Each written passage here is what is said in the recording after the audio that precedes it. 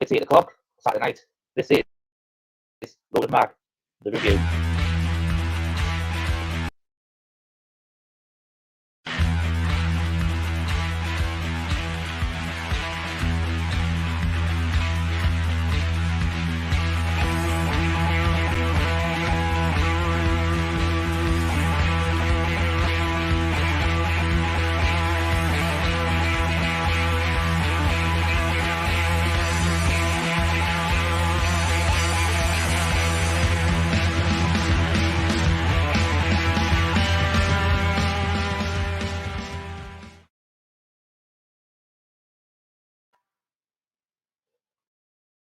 So, good evening. As you can all see, the loaded lads are having a night off.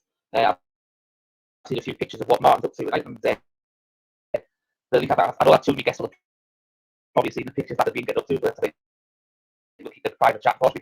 So, tonight I am joined by the usual Positive Pete. Evening, Pete. Evening. The fantastic Holly Blades. And podcast newbie and my good friend, grassroots coach, FA referee, and which he kept on himself much close to cards to his chest recently. He's also a scout. So there you go. So look, people probably want to be interested in that. Evening, Chris. Welcome to the show, mate. Thank you very much. I used to be a scout of Right. I know, but you can still pick a good player, I know. So, Chris, we always ask this to our first guest every time they come on. So, just let us know how long you've been a Newcastle fan and what was the first game you ever went to. I'll possibly say I'm a Newcastle fan since, I don't know, you're probably looking at 1990, 1991. Yeah. Game I went to, I remember it was West Ham at St James's Park. I remember sitting in the Sir John Hall stand in Ludo McCluskey getting nothing but grief off the Newcastle fans. He was pulling save after save, and all the Newcastle fans were saying, dodgy keeper. And at the time, I was a goalkeeper at under 12s, whatever it was. I remember thinking to myself, going, he's having a blinder. And we're criticising him for being dodgy keeper. I didn't get it, but hey, that was being a young fan, wasn't it? It is. Is that the nephew, was it? Do you want to say hi? Do you want to say hello? Come on say hello. Or if you bottled it now. Oh, my nephew doesn't want to say hello anymore. He doesn't want to bottle it. No, all right, no bother. Right then, so what we'll do first is have a quick run through of obviously the lineup, just basically get your thoughts of what you all thought. So, Pete, when you saw the lineup today, what did you make?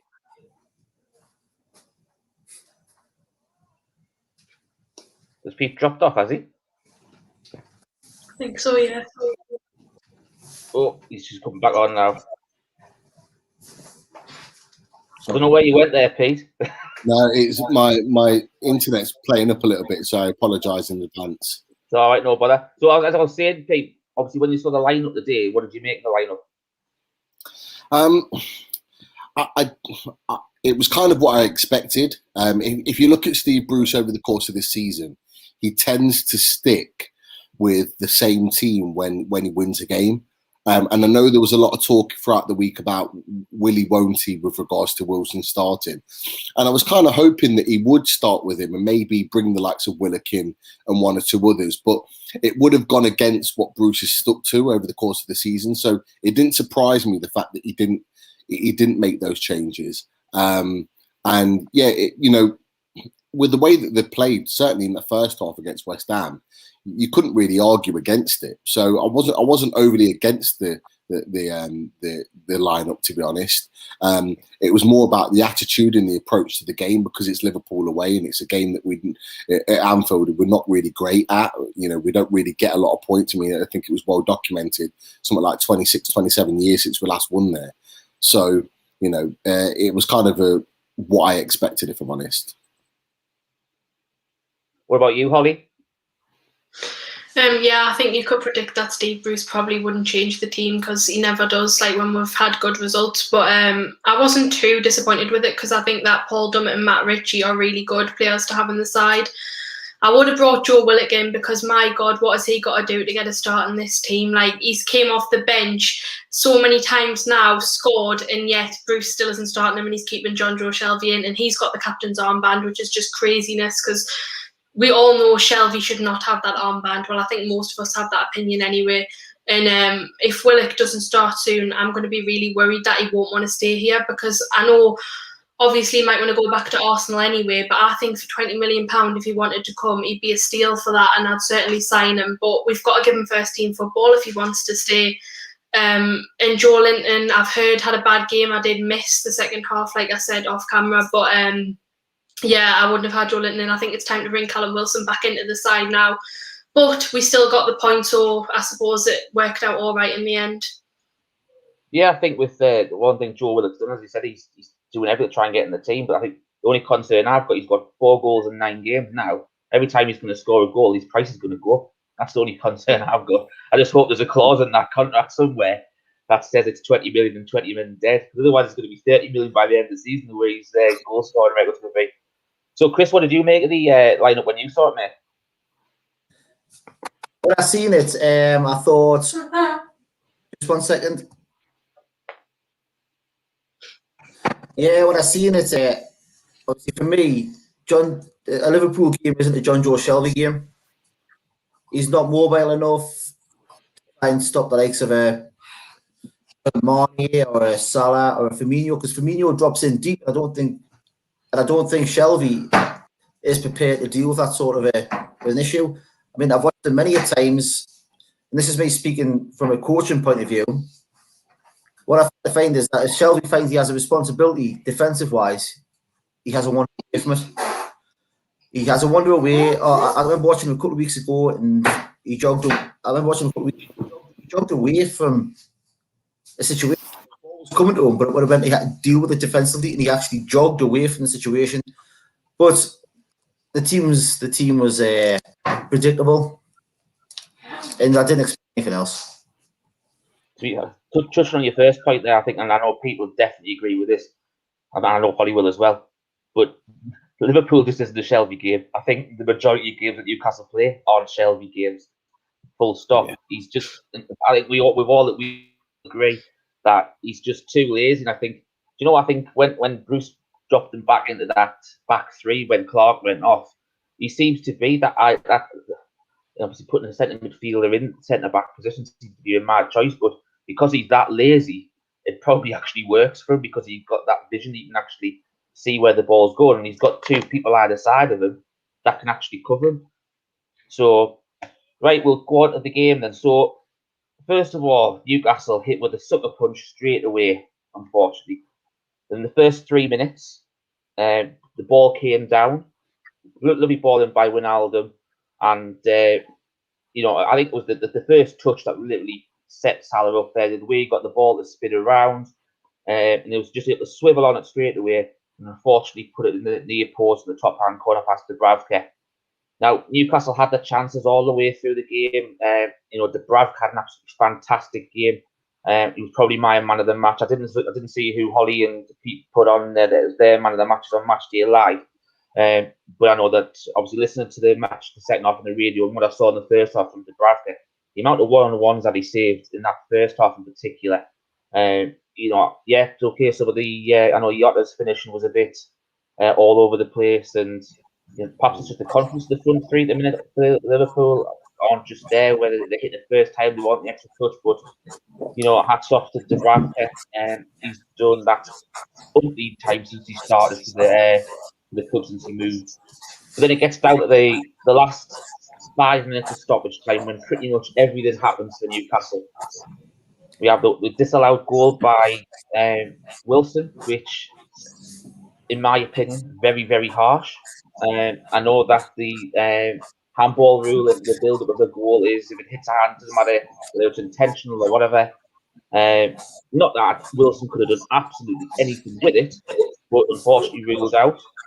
But luckily, we got in my opinion, we got what we deserved.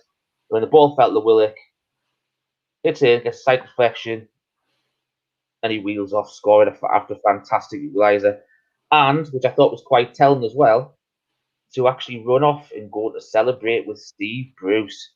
So, to me, when you see a picture like that, I don't know about you guys, but to me, that says they're actually playing for Steve Bruce all of a sudden. Don't know, what do you think, Pete? I would agree. I didn't mention it on Matchday Live, but I was actually really pleased to see that. Regardless of what you think about Steve Bruce and your opinion of him as a manager, you can't help but like the fact that we got a last minute equaliser, the fact that it was Joe Willock and he's saved us again effectively, but the fact that he's ran over to the manager and put his arms around him, but then you see St. Maximin put his arms around him as well, with all the speculation about their relationship, and then all the players come in. It's what you want. You want to see that togetherness, and he talks about it in his interview afterwards. The fact that the changing room's been together, that they've stuck together, that they said that before the game, during the game, and it goes beyond in other matches as well, where he's recently talked about that. And as a new player coming in, if he's saying that that's the case, he would know more than anyone, because he'd be able to see the gaps and the divides in the changing room coming in as an outsider. And the fact that he's saying that they're all together says to me that they're all together. So it was a really, really good moment, and one that's probably not been talked about enough, if I'm honest.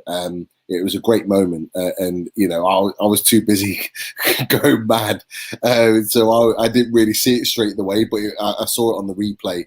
But look, in terms of, I know you mentioned about Dubravka. Dubravka was outstanding. I put Callum Wilson as my man of the match, but I could have quite easily put Dubravka in there, because he effectively kept us in the game in the first half. And this is why he's number one. He's number one for this reason.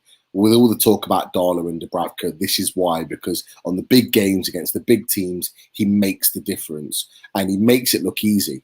And it's just not, against arguably the best front three in Europe. Callum will. I'm not even going to touch on VAR, because I just think it's an absolute disgrace what happened to Callum Wilson today. I don't care what the rule book says. Right, that is a goal straight up. And I've had the opinion for quite a while now, and this is not just today, that VAR, and this is not just about Newcastle either, that VAR is influencing games for entertainment reasons. And it's to provide entertainment and to provide talking points. And this was exactly what a VAR was brought in to not to do. But I'm finding in games now that they're doing it, and they're creating moments that are affecting games one way or another. When it is very obvious that the decision is wrong. So I've got a really strong opinion on VAR. Oh, you still there, Pete? Oh, looks like he's gone again. Holly, we'll move on to you then. So when Salah scored so early in the third minute, what was your first thoughts after they scored that early? Well, I think when a team scores so early on, you're always thinking it's a bit of a negative sign and that you'll probably go on to get beat. But once we were closing into the final minutes of the first half, going into half time, and we were only 1-0 down, I was quite confident. I thought there's still a chance for us to get something out of this game. And then going into the second half, obviously we managed to do that. Obviously it was in injury time, so it took quite a while. So I was expecting it to end 1-0. But then when we did score and get something out of the game, I wasn't too surprised, to be honest, because I did think that it would happen. I really thought we could have got something out of that game. I don't think Liverpool were particularly outstanding either. No, I think Liverpool gave away. They looked sloppy at the back, and I think when Kabak got that early yellow card, that was when I think you could tell it was that centre half pairing was scared of them. And there was a couple of times, I think Fabinho did exactly the same in the second half as well, quite late on in the game, because just how direct he runs at the back too. And then I know Chris and Peter actually will say that nobody likes someone with that sort of pace running at you. And unfortunately, that was the only way that they could take him down. And I think when Kabak took him down, I was actually concerned he might be, he does tend to pick up quite a few injuries, and he's a bit injury prone sometimes. But luckily, he got up, soldiered on, and he still made a decent impact in the game. So, Chris, what did you make out of the game as a whole? And I mean, had this been a few weeks ago, before the recent resurgence in form, that game would have finished 4-5, 6-0. But I mean, that would be due to lack of character, lack of fight. But credit to Steve Bruce in this one, bringing the likes of Matt Ritchie in and bringing the likes of Sean Longstaff in. You've got characters in there who are prepared to fight, prepared to put the bodies on the line, if you like. And because of players like that, we've managed to grind out 1-1. I mean, let's not kid ourselves. They had many shots. They had. I mean, Dubravka. You could thank Dubravka for so much today. I mean, Salah missed a couple of really good chances, but also credit to the people, the outfield players, because we kept on going, and yes, it would be easy to turn around and go, "Oh, VAR screwed us with that goal," because I mean, I agree with Pete. The rule needs changing somehow. I mean, there's nothing that Callum Wilson could have done. His hands are in his chest. He took his hands in, but it's bounced off him. And unfortunately, it's the laws of the game. And it's easy. It would have been easy to turn around and feel sorry for yourself, but fair play to the team for knocking down and coming back and pinching a goal. In all fairness, at the end, it was an added time, and they've pinched the goal that they thoroughly deserved on the performance, because yes, they say Liverpool had 22 chances or whatever, but Newcastle had chances. There was the Sean Longstaff one, and I don't mean to. I'm not Joe Linton's biggest fan by any stretch of the imagination, but I think any of us are, Chris, to be fair. I know. But I mean, to be fair, Joe Linton possibly deserved to start today because he's been starting in our recent resurgence of form. But had Sean Longstaff, when he's had the shot and Allison's parried out, if you like, had a Dwight Gale or a Callum Wilson or a Dwight Gale to a lesser extent been on the pitch where there are natural goal scorers, they're in a position to possibly swoop that in. But overall, yes, Liverpool possibly dominated the game, but I would say a 1-1 draw possibly is a fair result. No, I completely agree with you. I think you're right. I think Joe Linton deserved to keep his place after scoring 2 goals in his last 2 home games. So I think it would have been a little bit harsh to bring him out, especially taking the 7 points over those games as well. I think the way he's actually played today, though, I think, and obviously the way that Wilson played when he came on, I don't know what you guys think, but I think that it's crying out for Wilson to come in against Arsenal next week. You reckon that, Pete? Do you reckon Wilson will start next week? You know what? I think that's what we've been building up to, if I'm honest with you, because I know when I've sort of predicted on Loaded Mag, you know, my results for the rest of the season a couple of weeks ago, I had Arsenal down as a game that I thought we could win. I feel even more strongly about that after today and after the last couple of weeks. I think, honestly, next Sunday is a game that we could get 3 points at. I mentioned a while ago that we play better at home, and I think Callum Wilson will play better at home. And I think giving him these minutes and not putting him under 90 minutes of strenuous pressure where he might have broke down just coming back from a serious injury, really, because a hamstring injury is a serious injury, because it's one that, you know, will always be there throughout your career. Once you've done your hamstring, it's always there and it's always a problem. I think we've managed him well, but I think they're building for him to play, because you look at Arsenal's defence. I don't know if you watched the game on Friday against Everton. Callum Wilson could have an absolute field day against that centre-back pairing. And I think that's probably what they're building for.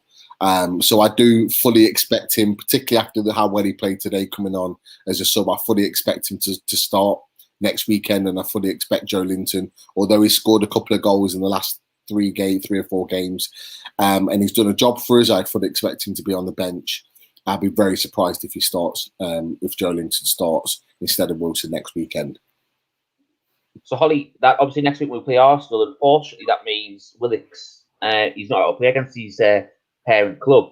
So, do you think we're going to miss him next week, or do you think the other lads should be able to step up and cover for him? I think you will be a bit of a miss, because when Willick's on the bench, you always know you've got that one sub that you can bring on that will make an impact in the game. But I don't think that it will be the difference between us either winning or losing the game. I think that we've got plenty of other players that can step up and do a good job. Midfield is where we lack the most, I feel. So with Joe Willock being a midfield player, that is kind of more of a concern than if it was in another position. But I think that if Callum Wilson gets a run out in the game, St Maximin and players like that, then we should be totally fine. And I do still think we will get something from that Arsenal game. Yeah, I do as well, and I know Pete does as well. So, Chris, with the space being available next week, will it not be in the squad? Do you think that will mean that Bruce will bring Matty Longstaff in? Because we've seen that the effect of bringing in his brother, bringing Matt Ritchie in, bringing Murphy back in. You know, people who want to play for the black and white shirt, who've got an affinity with the club, and they've got the passion that the fans have been. Do you think that they'll bring Matty Longstaff back into the squad? You see, for me, against an Arsenal whose midfield, yes, they're lacking normal dynamic, but I would still start the likes of a Matty Longstaff in there over Shelby. And it sounds like I'm just Shelby bashing, but it's not. It's because I just think against a team that moves the ball quick, like Arsenal do, you need somebody who's prepared to move quick with them. So yes, I would have Matty Longstaff back in the squad, but I also have Matty Longstaff starting the game alongside Sean with a Miggy in there, just because you haven't got an Isaac Hayden. John Joe Shelby he's not gonna move. He's not gonna try and track Emile Smith-Rowe. He's there darting the box and things like that. So for me, you do start a Matty Longstaff against an Arsenal because I was no disrespect to John Joe Shelby because I don't think he was terrible today. Yeah. But the bigger teams, John Joe Shelby is more of a passenger. I think the relegation scrap because of in spite of John Joe Shelby. But it is a game where a Mike Longstaff would have a massive impact, as he showed in the past against the likes of Manchester United, against the better teams where he's prepared to move. Mm-hmm. But I would have Mike Longstaff back in the squad, but I would start ahead of Shelby next week. I think personally we're safe. Personally, I think we're safe now. But so it's not but let's have a look at Mike Sean again. Yeah, I completely agree with you. Obviously, we've got the relegation battle still going on. And mathematically, we're not safe yet. If anyone's not watching the game, just as an update, which Julie's also put in chat, but Sheffield United have actually taken the lead against Brighton, which is good for us because it keeps Brighton below us, keeps them 2 points below us. So, I think I know Sheffield United are already down, but it's always nice to have an extra little buffer of a team below us. So, hopefully it stays that way, and we'll see what goes. Just want to quickly go on before we're just being talked about 9 points is the gap now down to Fulham. And David Reed's actually asked in chat 2 questions, everyone. 1, is it agreed we are safe? And 2, what do you want to happen in the summer? We'll start with you, Pete. I do believe we're safe. I felt we were safe on 35 points. You want to make sure that you're mathematically safe and you want to get as close to that 40 as possible. I believe that we've got a great chance of rubber stamping that with a win next weekend. And we're not even talking about the fact that we've got Sheffield United at home. We're not talking about the fact that we've got Fulham away. We've still got games where we could pick up, maximum points in. So I do believe that we've done enough now to stay in the league for this season. I think if you look at it, a lot of teams around us, you can go as low as West Brom, Fulham, Burnley, Brighton. We're all expecting us to be the ones that we're going to be, are they going to be able to sustain results? We're the ones that are surpassing all the rest of them. And now Brighton are under pressure, as we can see tonight. Burnley are under pressure after losing against Man United. Fulham are under pressure because they've got 9 points to make on us. So I think there'll be pressures elsewhere that will mean that we've done enough to stay in this league. The second question, I can't remember, from Dave. He says, "What do you want to happen this summer?" Yeah, First and foremost, I want new owners. It's plain and simple, because getting new owners into this club makes everything else a hell of a lot easier in terms of attracting players and being able to move forward. First things first, I'm sick of worrying about how many points we're going to accumulate in the season. I'm sick of looking at the fixture table every mid-June to see where we're going to get our 40 points from. I'm sick of it. We've had 13 years of it. I want to be able to go to a season knowing that we're going to stay in this league, and it's a case of, are we going to be top 10? Are we going to push for Europe? Are we going to do better than that potentially? That's what I want to be seeing from this club. I want to see a bit of ambition.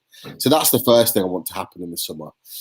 If that doesn't happen, or it doesn't materialise straight away, we need to keep Willock on loan first and foremost. And then what we need to do is sign a backup striker for Wilson, because Wilson is so critical right now. We lose him for a sustained period of time. I believe that, that we're going to be back where we have been this season in terms of really struggling. And then we need a midfielder. We need a quality midfielder in there. I know we're getting Wilson, but I think we still need someone else, because I don't believe Matty Longstaff will stay with us next year.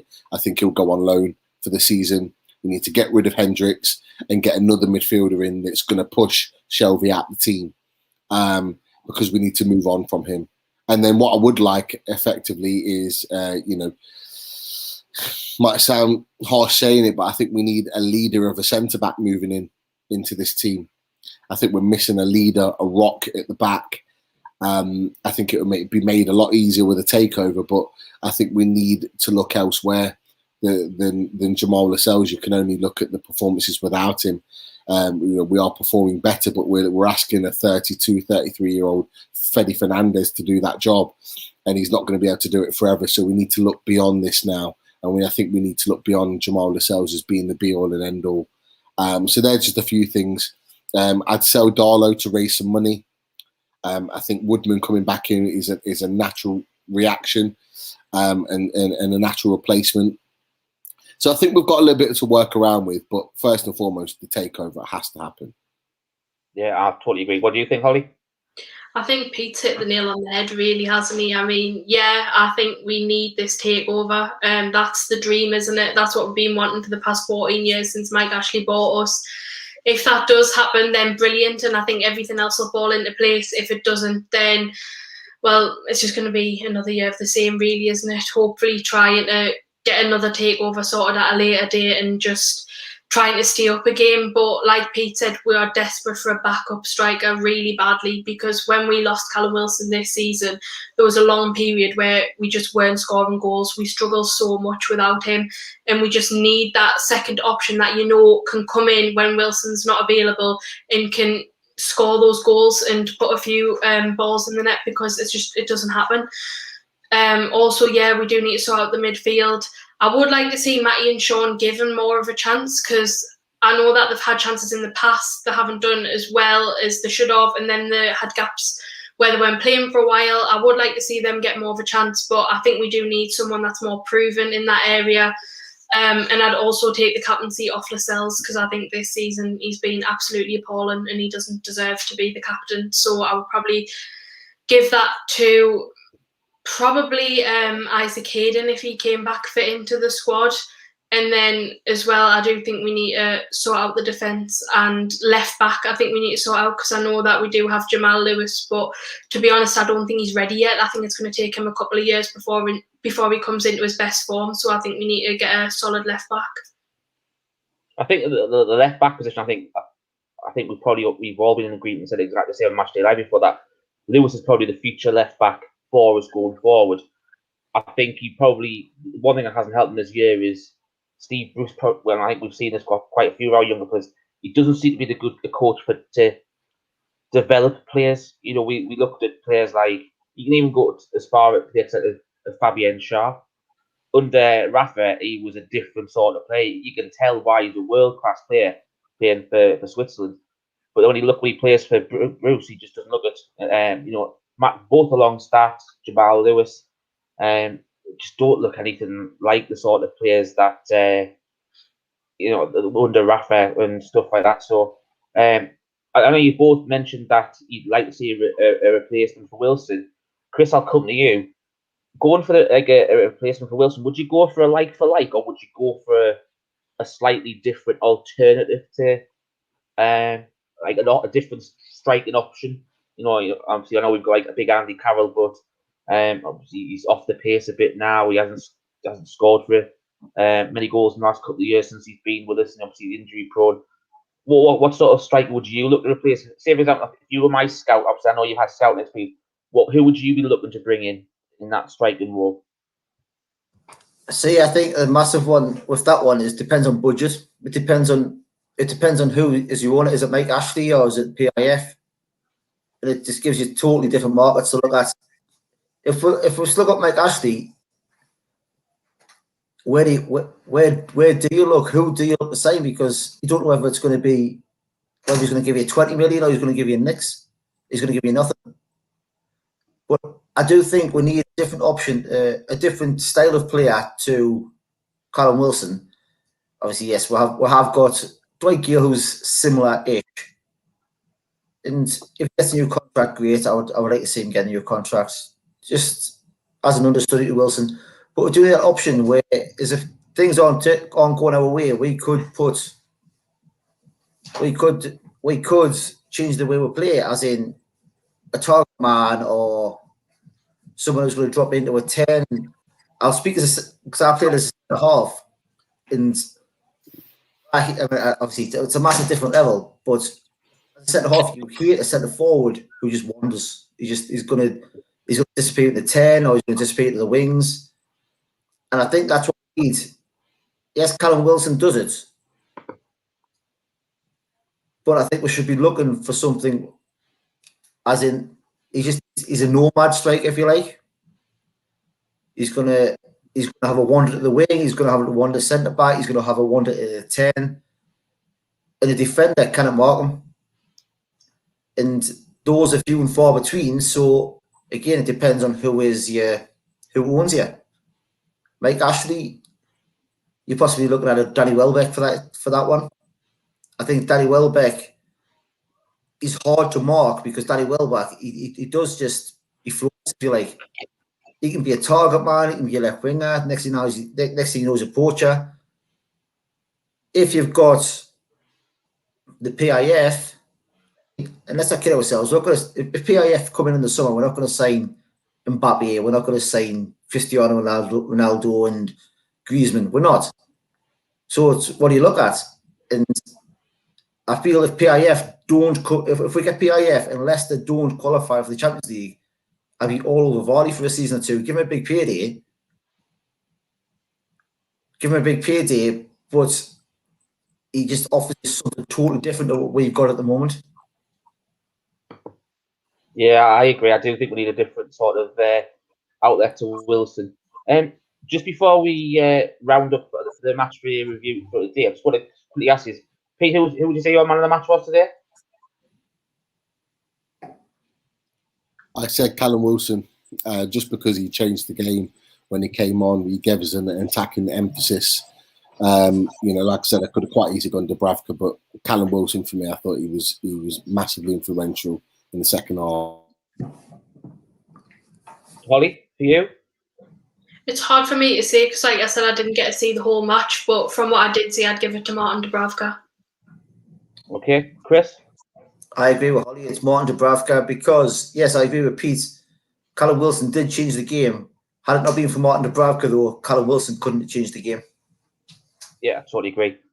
Just want to say to everyone who's watching out there that much appreciated for your tuning on a Saturday night. I know there's not much on TV at the minute, and to be fair, some people might be saying that they don't want to be stuck watching our four mugs on a Saturday night, but at the end of the day, as I said, there's nothing else on. And the match does look pretty much dull, so you're not missing much there either. But I just want to say a big thanks to everyone who has been watching. Don't forget to like and subscribe to the channel for free. We do much appreciate and help grow the channel. Everyone knows that we do have Loaded Football Weekly on a Wednesday night, and we also do Loaded Mag on a Friday night where we preview everything for the match of the weekend, and that's been happening, all UFC stuff during the week. We'd also like to say a big thanks to our Loaded Mag sponsor, Central Ale, based in Central Station in Newcastle. Have a fantastic array of craft beer, craft ale, craft lager. You think about it, they'll get anything from your fruity ales to your sour ale, you name it, they've got it. Next to Sainsbury's Central Station, just pop along, see Bruce, one of Martin's mates, and tell them that you've been watching Loaded. I'm sure that they'll give you a fantastic deal. You come in. And also, we've had a few people actually been turning around and actually making a comment about the pug on the logo. Now, I don't know if anyone's actually seen this on Twitter, but there's a couple, I know Pete and Holly will know, Paul, Oxley and Kendra. They've actually got the dog from Central Ale. It's our Hugo. There you go. What can you say about that? So, our Central Ale logo is Hugo. There you go. So, thanks for Paul for sending that in. Now, this will get it up for you. And he has been saying, he's actually saying, Chris, he might look to join our weight loss league at some point. The problem is the dog's actually running circles round him at the minute, so he's going to wait a few more weeks to see if he can get his fitness down a bit there. But just as we quickly go on as a round off, I thought this was a fantastic little tweet sent out by the Newcastle social media team. And it was just, I just thought it was quite fantastic and a good way to finish the review show. Newcastle said a big point against the former Super League opposition. So we'll finish up on obviously the ESL sort of stuff there. So we'll only take a few minutes and then we'll let everyone get off and have their Saturday night fixes. Pete, what was your on the quick fix on the ESL this week? Quite simply, it was a disgrace. You know, for those big six thinking they were the be all and end all, and that they could, you know, hold us to ransom effectively and go off and do whatever they wanted and basically say screw the rest of the football pyramid in the English game is unforgivable, and they should be receiving the highest sanctions that are there possible. The only problem is that I don't trust the Premier League in order to do that. So we're kind of stuck in a little bit of a difficult situation right now, but it was an absolute joke. And unless we have, you know, rules and legislation in place in order to stop it from happening again, they will try again. Yeah, Holly, what's your take on the ESL debacle this week? It came as no surprise that they did it, to be honest. I think it's been coming for a long time because you could just see that the big six were always kind of in a league of their own, being in the Premier League, because they were just so far removed from everyone else. And it was like just football focused around them constantly. I mean, even on the TV, they're constantly being spoke about. You could have a game between two teams in the bottom half of the table and they'll be sitting talking about Man City in the game. Like, what relevance has it got? I don't know, but they do it anyway. And I do think that we've had a positive response in the fact that the Football League's just been like, no way, and they've pressured them into not going ahead with the decision, which was the right thing to do because it would have ruined English football. I think there does need to be some type of punishments. We won't see the type of harsh punishments that I think they should get. I do think they should be relegated or points deducted, bans from transfers, Europa League, something, heavy fines, anything, but you probably won't see any of it happening. However, I do think in one way it could maybe have a positive effect in the fact that now hopefully the Premier League realise that they're not all pally with the big six and actually they don't care about them. So now hopefully they can try and show the same respect towards all 20 of the clubs rather than just those six. And maybe it'll have a positive effect for our takeover because they will now not be ruled by the big six as much, you'd like to think. Yeah. And finally, Chris, your take on the ESL? I mean, I think it was a disgrace from start to finish. There was the big six, or so called them, the shameful six, looking out for themselves and forgetting about whether it's the rest of the teams in the Premiership or to the teams at under sevens and grassroots. They thought about themselves and only themselves. With regards to punishments, I look at, I can't remember the exact year it was. Remember Middlesbrough couldn't field the team against Blackburn Rovers due to injuries and illness. I can't remember the exact year. And was it minus 15? They got deducted 15 points. 10, 15 Yeah, points. it was big. That was when the illness ravaged the squad, wasn't it? It was, yeah. But because they couldn't field the squad, they broke the English Premier League rules, or rule whichever one it was. So if the English Premier League were going to be consistent, surely they should turn around and go, okay, Manchester City and the rest of your shameful six, you are also getting a 15, 30-point deduction, whatever. Whether that means West Ham United become Premier League champions, so be it. But I think they need some massive repercussions on what the shameful six have done. Yeah, I completely agree with you on that. Looks like Pete's internet's finally gone, which is pretty fit when we've got to the end of the show anyway. But we did have our say on the ASL debacle last night. All of the lads, as well as NUFC Matters' own cult leader, Steve Wraith, who joined us last night.